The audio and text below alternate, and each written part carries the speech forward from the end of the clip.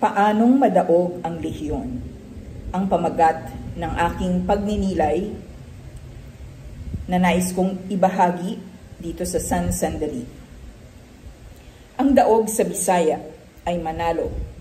Ang lehiyon hindi nakikita, pero nababasa, naririnig, nasa paligid, nasa loob, nakasulod, nakawagayway ang buntot, nanunuwag lagi ang sungay.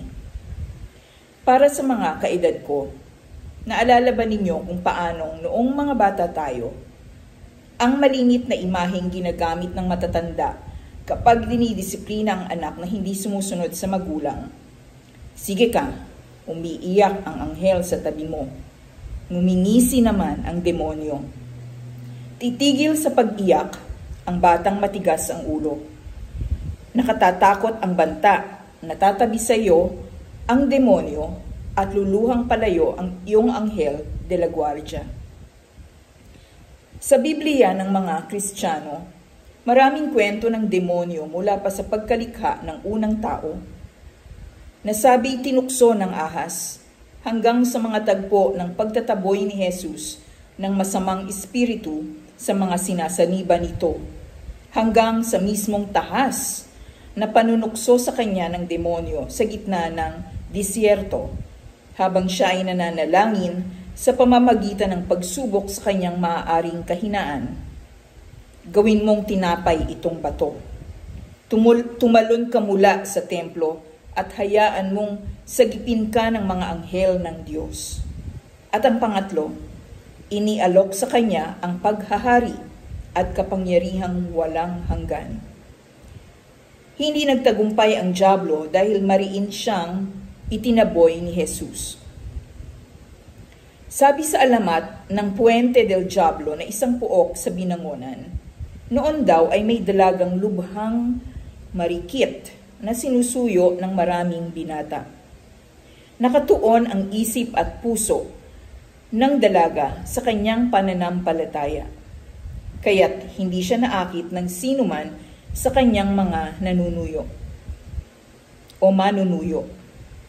Para hindi na sila umasa at tuluyang mawala ng loob, ipinatawag niya ang mga binata at inihayag sa kanila ang ibig niyang mangyari, ngunit imposibleng matupad.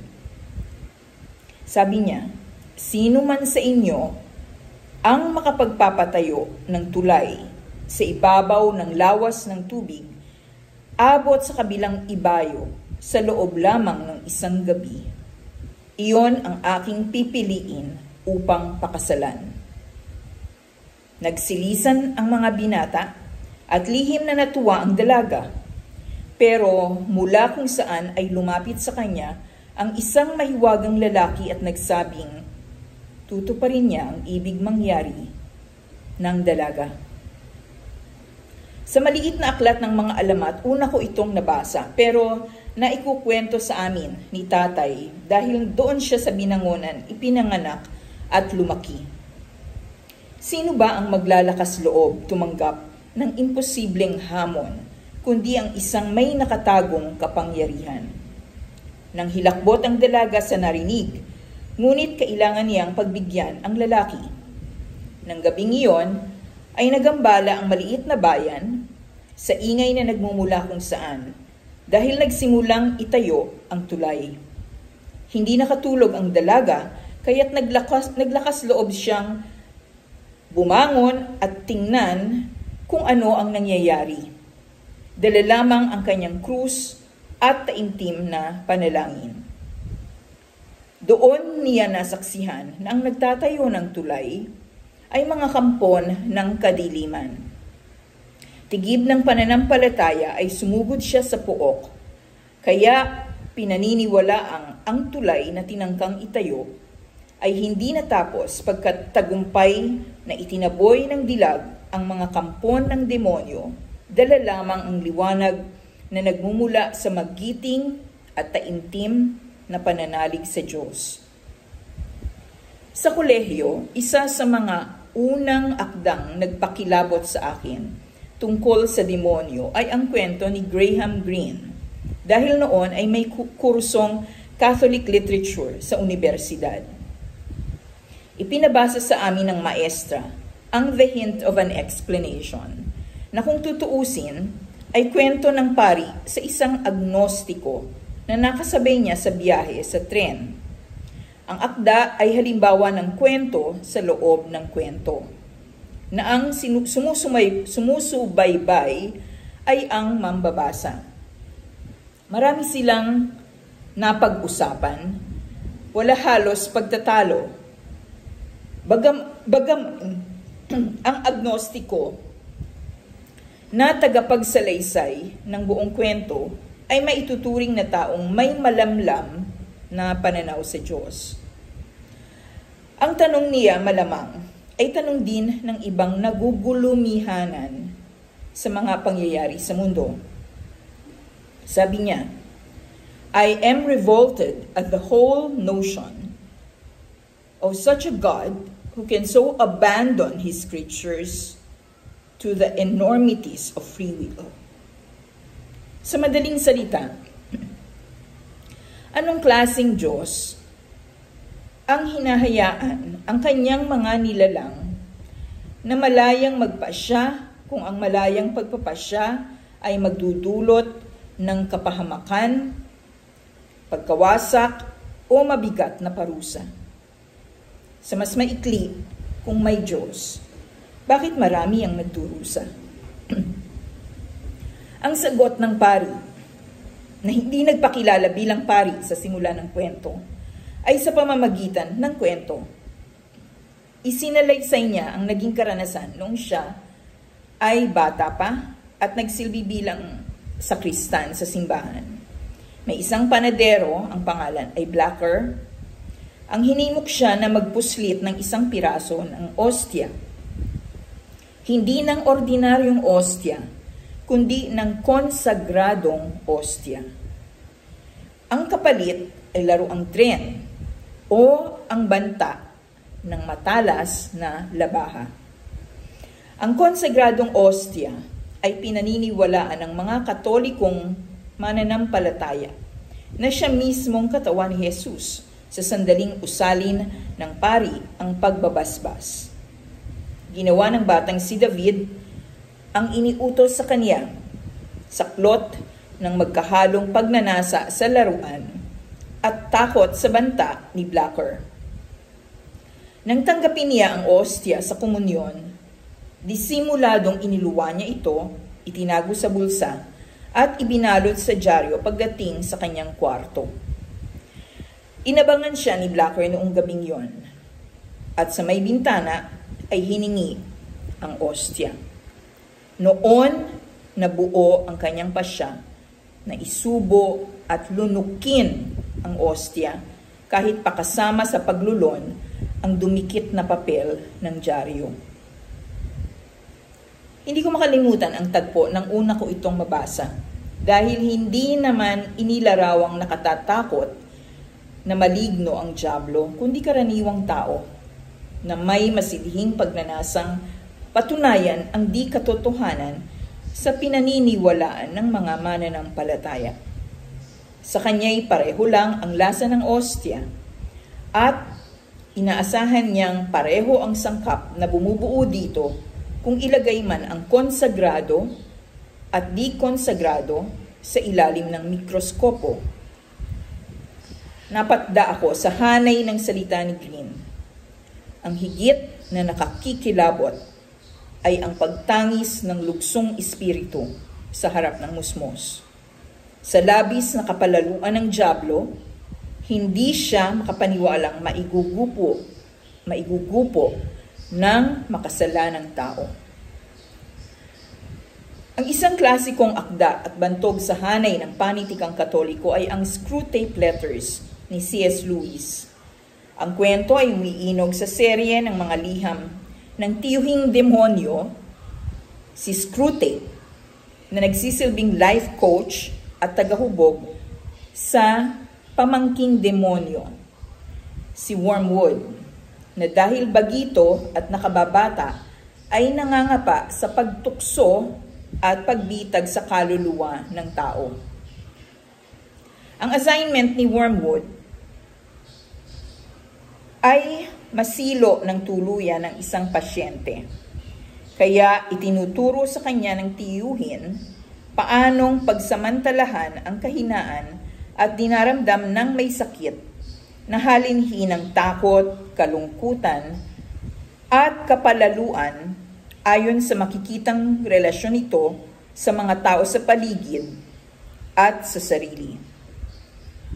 Ang naiibang nobela sa isang banda ay tila manual, para sa mga kampon ng masama.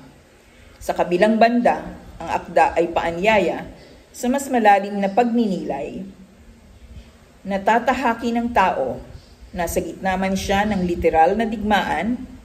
Ang pasyente na pinag-uusapan nilang magtiyo ay mamamatay sa bandang huli ng nobela dahil sa pagsabog ng mga bomba. Ngunit, bago tuluyang pumanaw, ay nagkaroon ng ningning ang mga mata dahil nakaalpas siya sa pagkahawak ng demonyo at dagling nakapagbalik loob sa Diyos na tinatawag sa nobelang kaaway, enemy, ng mga kampon ng kadiliman. Napuhaw ang interes ko sa paksang ito, bunga ng kagilagilalas na paghahari ng kaliluhan na panahon pa ni Balagtas ay isiniwalat na niya sa akdang Florante at Laura. Ito yung popular na binibigkas mula sa akda, mula sa awit. Sa loob at labas ng bayan kong sawi, kaliluhay siyang naghaharing lagi. Kagaling at bait ay nalulugami, ininis sa hukay ng dusat pighati. Hindi lang tagatala si Balagtas ng tunggalian ng puwersa ng masama at mabuti sa kanyang panahon sa pamamagitan ng isinulat na awit na unang nalathala noong 1838. May matalas na mata ang kanyang panulat na parang nakikita ang siklo ng magaganap sa bayang nakapiit hanggang ngayon sa sumpa ng pagkabusabos sa kamay ng mga nambubusabos, alinman sa mga dayuhan o sariling kababayan. Dalawang bagay, sabi ni Lewis, ang dapat iwasan ng lahi ng tao kaugnay sa mga demonyo. Una ay ang hindi maniwala na naririyan sila. Pangalawa ay ang magkaroon ng labis na interes sa kanilang pag-iral. Kung nahahalinhan ng takot at ligali ang pagkilala sa demonyo, sino ang nagtatagumpay kung di ang demonyo? Mula sa mga naunang pagbabalik sa mga kwentong nabanggit ko, tamang-tama ay naging ebanghelyo noong Huwebes ng nakaraang linggo mula kay Lucas ang sumusunod na nakakikilabot na tagpo. Kapag lumabas sa tao ang isang masamang espiritu, nagpapagala-gala ito sa mga tigang na lugar at naghahanap ng mapapaghingahan. Kapag wala siyang makita, sasabihin niya sa sarili, babalik ako sa bahay na aking pinanggalingan. Sa pagbabalik niya ay madadatnan niyang malinis at maayos ang bahay. Kaya't lalabas siyang muli at magsasama ng pitupang espiritong mas masasama kaysa kanya. Papasok sila at maninirahan doon.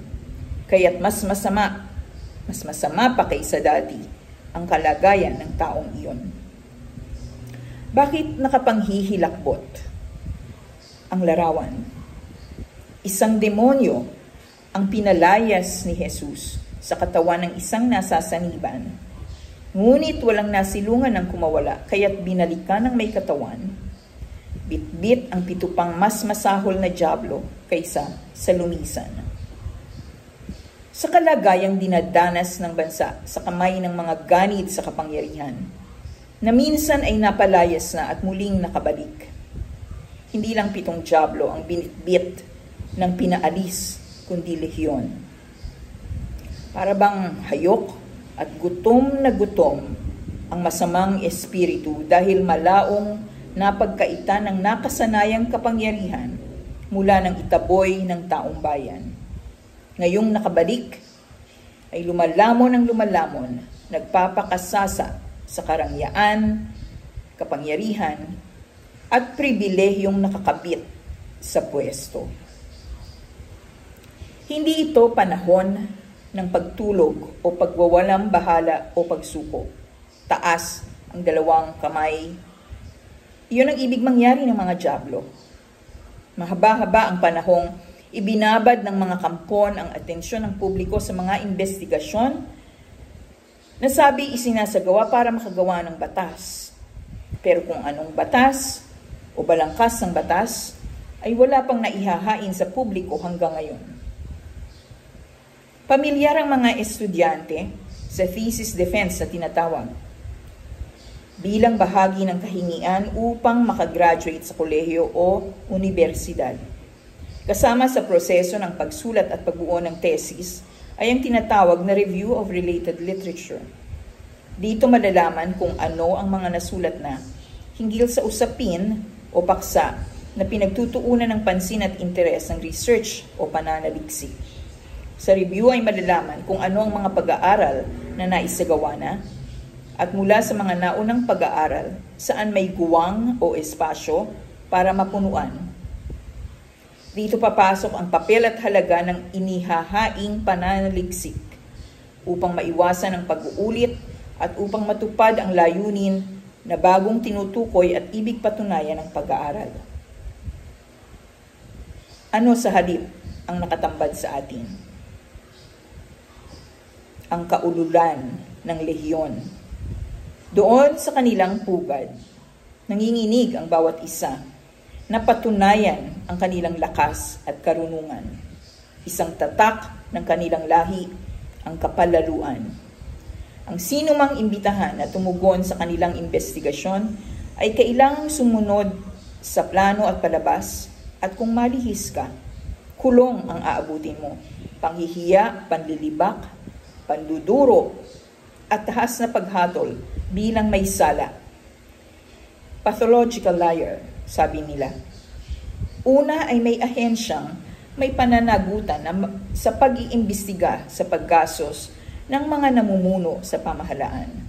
May mga pamantayan, panuntunan at kahingian na nagtatakda at naglilimita sa galaw ng mga tao sa gobyerno upang maiwasan ang katiwalian.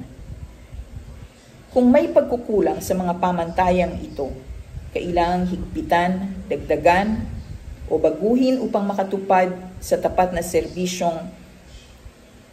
serbisyo publikong inaasahan ng mamamayan. Kung may batayan na sampahan ng kaso, ang sinuman, walang dapat aksayahing oras para matutukan ito at maisiwala at maparusahan. Ang angkop na korte na walang pinapanigan at walang interes na nakataya, maliban sa pagsisiwalat sa katotohanan at malaya sa pamumulitika, ang titimbang sa mga ebidensya. Ano kung gayon ang silbi ng mga pagdinig, gayong walang balangkas o borador ng panukalang batas? Kung nakatutok ang dulo ng baril sa iisang target, paulit-ulit, hindi pa ba malinaw na ang pakana ay gamitin ang korte ng public opinion para iligpit ang nasa sentro ng paglilitis? Paanong nangyari na ang gumagawa ng batas ang pareho ring tagalitis? Gawain ng mga demonyo. Ilihis ang atensyon ng tao sa mabibigat na isyong nagsasadlak lalo sa kahirapan at pagkabusabos. Linlangin sa mga salita at pakana, at purulin ang kritikal na pag-iisip at ang talino upang hamunin ang nagtatanong, ano pa ang hinihintay ninyo para masampahan ng kaso ang mga tiwali at nang hindi na kailanman sila makatakbo sa anumang opisyo sa gobyerno? Natitingnan ba ng lehiyon ang kanilang sarili sa salamin? Sa pamahiin ay walang refleksyon ang mga maligno. Walang lumalabas na imahen para ibunyag ang hilakbot sa kanilang anyo. Gaano sila kalakas? Ang lehiyon ay katumbas ng marami. Sa isang kwento sa Biblia tungkol sa isang nasasapian na nabanggit ko kanina, nang itaboy sila ni Jesus, ay parang ulol na nagtatakbo palayo. Sabi sa isang bersyon ay 20,000 baboy. 2,000 baboy papunta sa bangin at mula doon ay tumalon sa lawa sa ibaba. Ganoon sila naglaho. Nang hilingin ng nalunasang may katawan na sumama kay Jesus sa kanyang paglalakbay, ang naging habilin sa kanya sa halip ay manatili sa puok at doon ay isiwalat ang naging pagkilos ng Diyos sa kanya. May pag-asa pa bang madaog ang lehiyon? Mali ang tanong ko dahil pinagdududahan ko ang pag-asa. Walang dulo ang pag-asa. May pag-asang naririyan kahit pa hindi nakikita ng mata ang inaasahan. Sabi ng hinahangaan kong manunulat, kapag nilisan tayo ng lahat ng maaaring balingan upang humingi ng saklolo, ang matitira sa karinglan ay ang ningas ng hindi napupugtong bait at buti ng tao. Integridad, katapatan. Kung marami ang binibili, may hindi matatapatan ng kahit anong kayamanan. Kung marami ang namamanhid, may patuloy na umiinda sa kawalan ng hustisya. May dumadaing at may nakaririnig ng pagdaing. Kung may nagtatanim ng kasinungalingan, may nag-aalaga ng matuwid na katotohanan. Kung may mga taksil at huwad, may handang mamatay ng hindi kumukurap sa pagtatanggol sa kalayaan. Ang katangiang nagpapaiba sa tao, higit sa lahat ng nilalang sa mundo. Habang pinagninilayan ko ang paksang ito ay naalala ko at binalikan ang aking paboritong kwento mula sa isang muho ng panitikang Bicol at ng pambansang panitikan. Ang Nagueños ay koleksyong na isulat ni Carlos Ojeda Aureus. Hinanap ko ulit ang Sanctuary dahil mula nang mabasa ko ang kwento, kinabisa ko ang dasal kay San Miguel Arcangel. Sa pre-Vatican ay inuusal pala ng pari bago matapos ang misa. Doon ko nalaman sa kwento na exorcism prayer pala ito. Ang tauhan ay propesor at isang magandang dilag, isang estudyante mula sa universidad na nag-i-interview sa kanya tungkol sa kanyang kaalaman at kuro-kuro sa mga pangyayari sa simbahan. Ang tahimik nilang pag-uusap ay gagambalain ng grupo ng maaangas na lalaki na ang pinakalider ay may gusto sa tauhang si Cynthia D. Hindi lang siya babastusin ng mga ito, kundi pagtatangkaang halayin sa harap mismo ng propesor. Ang panlalaban ng dalaga ay maigting na ilalarawan ng autor. Ang hindi ko inasahan ay ang tagpong ilalabas ng propesor mula sa kanyang daladalang bag. Ang itinatanging krusipiho na nabanggit niya sa kanilang pag-uusap ng dalaga. Ihaharap niya ito sa mga lalaki habang malakas na sinasambit ang panalangin kay San Miguel Arcangel, pati ang bersyon sa Latin. Kung pelikula ang pinapanood ko ay magkahalong hilakbot at nabuhay na lakas ng loob ang naramdaman ko. Sa unang tingin ay parang katawa-tawa ang tagpo. Itataboy mo ang sumasalakay sa pamamagitan ng krusipiho. Pero ganoon ang nangyari. Nagsitakbo papalayo ang mga dumaluhong sa dalaga. Ang paksa ng pananampalataya ay iwinawagayway ng kwento mula umpisa hanggang dulo. Doon ko napulot ang pahayag ng autor sa pamamagitan ng kanyang tauhan. Comic narrative. Sabi niya, isa sa mga bagay na nakaakit sa kanya sa katolikong pananampalataya.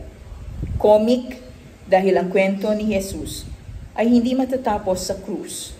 Mabubuhay siyang muli at ituturo ng kanyang mga alagad ang buhay na walang hanggan.